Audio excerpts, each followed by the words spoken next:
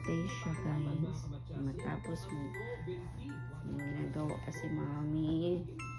Dapat pala, ang mga old lines dito na nagawa na Route FD1, Route AD1, at ayun. Good girl.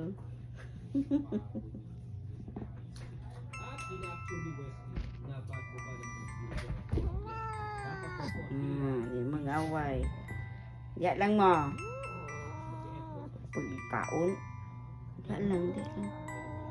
Wait lang. sige, kinain, night gym, o kumbaga, pinapakain talaga ni Wesley. Yung kanyang Lagi, wait lang. pero inet po. Napay ginawa si mami. Ni Eric Yancy ang course of fight. Ikaw, kasi hindi kita to. Hindi kasi meron lumaban silang 22 pounds. Dahil ang huling laban niya, 126 pounds na. So kailangan kami Wala. Kailangan natin ang Ba't event ano ni eh? Reda March 1.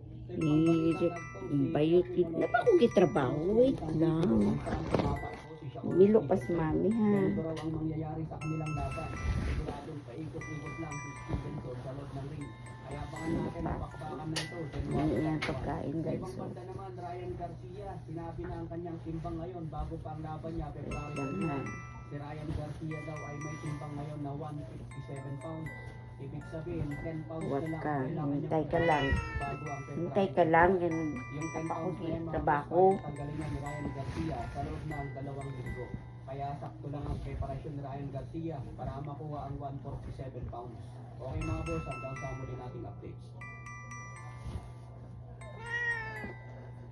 Napa ko kitrabaho lagi. Wait lang. Sa matinding binitawan ni Wesley. Napa yung trabaho. Milo pa ko. Milo pa ko na milo. Tapos mami. Pero bago yan mga kapatid, bigyan ko muna kayo ng paso para isipan na sasabihin. Kasi Bishop Hector, yan naman na i-convert yung magagawa kay Cards na po siya bago isara, bago mag-entry para bigyan ng Ito siya guys. Ayun siya. para hindi nakakulong doon.